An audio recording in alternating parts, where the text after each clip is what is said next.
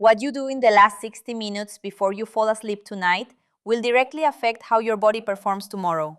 Not in a vague general wellness kind of way, in a very specific, measurable, physiological way that most men over 50 have never been told about. You go through a bedtime routine without thinking much about it. Maybe a little television, maybe your phone, maybe a drink to help you wind down. It all feels harmless, unremarkable, just the end of the day. But inside your body, those final 60 minutes before sleep are setting the hormonal and vascular conditions that determine your intimate confidence the following morning, and for days beyond it. Tonight, I am going to show you 3 bedtime mistakes that are quietly working against you, why each one matters more than you have been led to believe, and exactly what to replace them with starting tonight. Let me first address what most men have been told, or not told, about changes in intimate performance after 50. The message, when it comes at all, is usually delivered in one of two ways. Either it is wrapped in pharmaceutical advertising, implying the only solution comes in a pill, or it is dismissed entirely with a shrug and the phrase, "it is just part of getting older." Both of those responses are wrong. Both of them leave men feeling helpless when they are anything but. Because the reality is this: intimate performance in men over 50 is overwhelmingly a vascular and hormonal issue.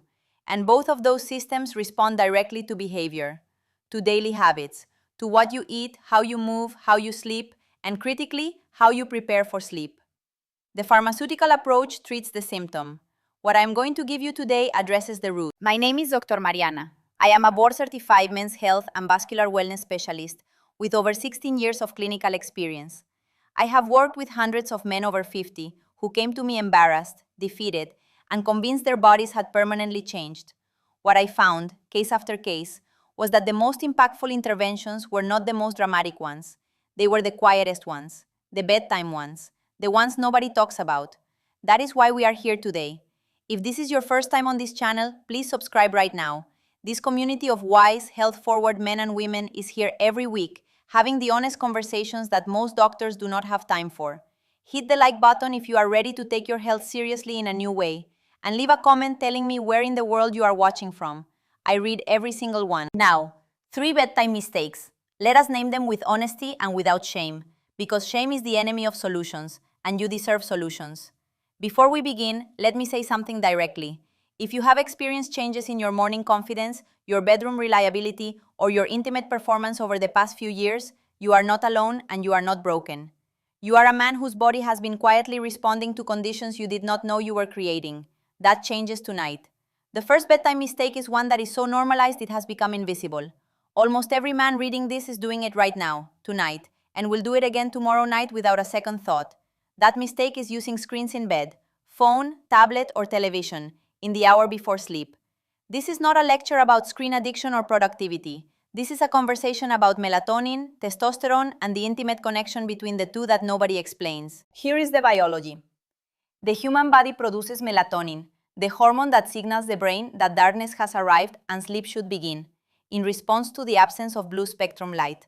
For most of human history, darkness arrived naturally after sunset, and the body ran its melatonin production on schedule. But the screens we hold inches from our faces emit concentrated blue light that is interpreted by the brain as daylight. Specifically, it suppresses the activity of the pineal gland, the small structure in the brain responsible for melatonin release. When melatonin is suppressed, sleep onset is delayed, and more importantly, the architecture of sleep itself is disrupted. Now here is the connection most men have never heard. The majority of a man's daily testosterone is produced during the deep and REM stages of sleep. Think of deep sleep as the overnight manufacturing shift at the testosterone production facility. The workers arrive, the machines run, and by morning the supply chain is restocked.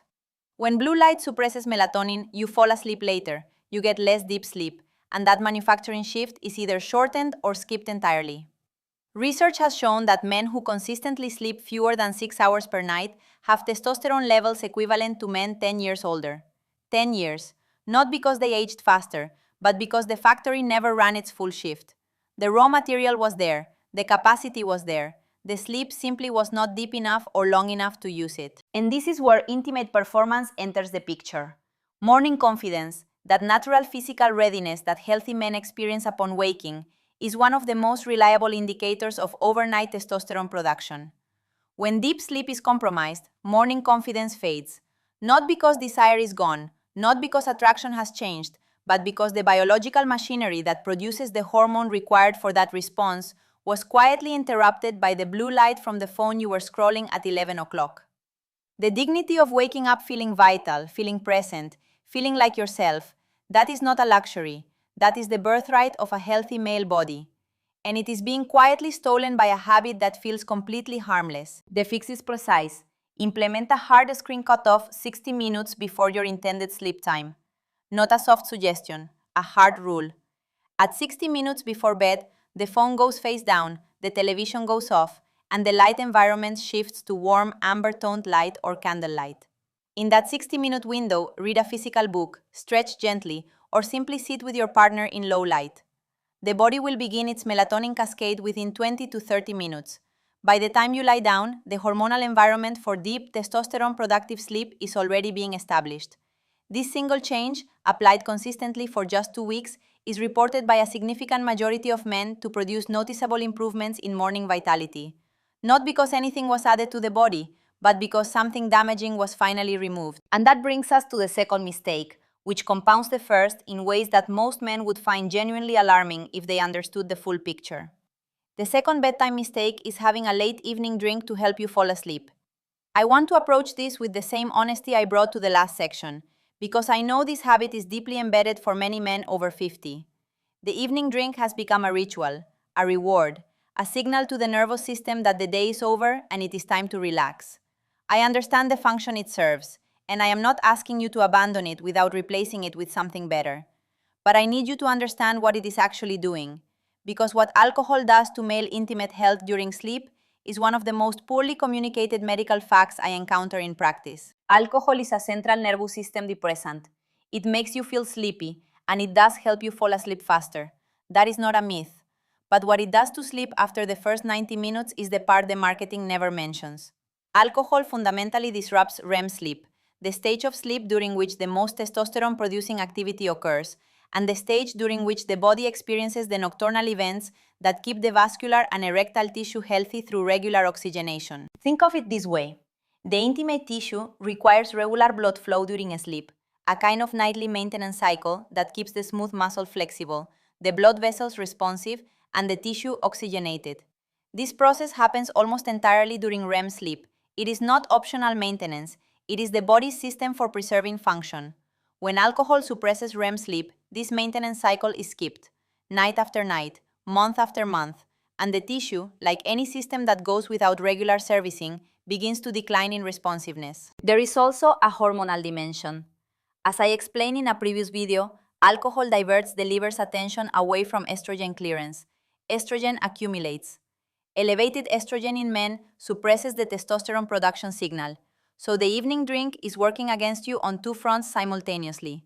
It disrupts the REM sleep where testosterone is made, and it elevates the estrogen that tells the brain to make less of it. The combination is potent and chronic. The action here is not to eliminate alcohol from your life. It is to make a strategic decision about timing and frequency. If you drink in the evening, finish your last drink at least 3 hours before sleep. This gives the liver meaningful time to process the alcohol before the critical REM stages of sleep begin. Additionally, replace the pre-sleep wind-down ritual with something that actively supports the hormonal environment you need. L-theanine, an amino acid found naturally in green tea, available as an inexpensive supplement, promotes relaxed alertness and healthy sleep architecture without suppressing REM.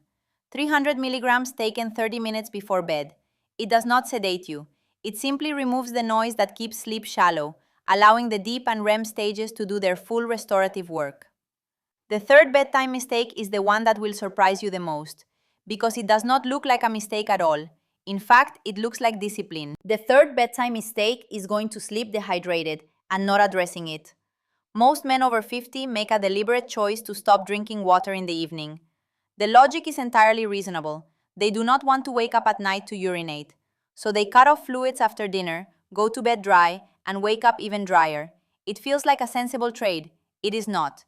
Because what happens to the body's vascular system during 6 to 8 hours of sleep without adequate hydration has direct and significant consequences for intimate performance. Here is the physiology. Blood volume is the foundation of vascular function. When the body is even mildly dehydrated, a state most men over 50 enter sleep in, given that dehydration tendency increases with age, blood becomes more viscous, more concentrated, less fluid. Think of it as the difference between water moving through a pipe and honey moving through a pipe.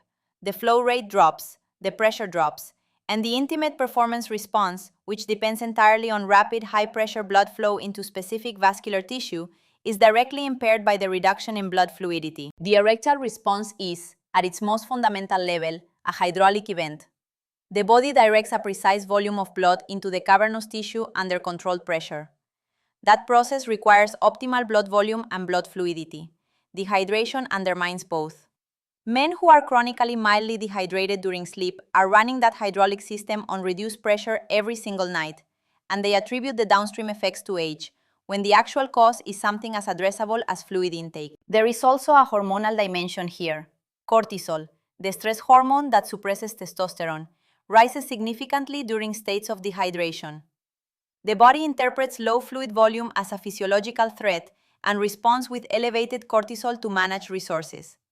Cortisol and testosterone are in direct opposition, so the dehydration that begins after dinner deepens during sleep and is ignored until the morning coffee creates a hormonal environment that is actively hostile to intimate vitality every single night. This is not a complicated fix, but it requires a shift in how you think about the nighttime bathroom visit. The solution is not to avoid hydration, it is to time it correctly. Drink 12 to 16 ounces of water with electrolytes, a small pinch of sea salt, or a quality electrolyte supplement in the early evening, between 6 and 7 o'clock. This is early enough that the kidneys process it before sleep, reducing the overnight bathroom risk while ensuring you enter sleep with adequate blood volume. Additionally, keep 4 to 6 ounces of water on the nightstand. If you do wake at night, drink it before returning to sleep.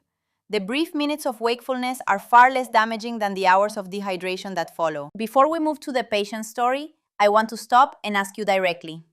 Of these three mistakes, the screens, the evening drink, and the dehydration, which one surprised you the most? Which one did you not see coming? Drop that in the comments right now. Tell me which one hits you differently. I read every response, and this community learns from each other's honesty. I want to tell you about Robert. Robert was 58 when he came to see me. He was a sales manager, high energy, well-dressed, the kind of man who was always performing at full speed and had built his identity around being sharp, capable, and in control. By the time he sat across from me, he had spent 6 months quietly avoiding intimacy with his wife of 24 years. Not because the desire wasn't there, not because the love had changed, but because the confidence had gone and the fear of disappointment had become larger than the desire for connection. He told me, in a voice that had clearly practiced staying steady, that he felt like a fraud in his own body. When we mapped his evenings together, the picture was almost textbook. Television in bed until midnight, a glass of whiskey most nights around 9, no water after 7 because of the bathroom concern, 3 bedtime mistakes operating simultaneously, compounding each other night after night. We started with the screens, a hard cutoff at 10. Then the whiskey moved to 6:30 and was replaced at bedtime with L-theanine and a small glass of electrolyte water. He resisted the hydration change most, but he committed. At his 8-week follow-up, Robert walked in differently. He looked like a man who had put something down that he had been carrying for too long.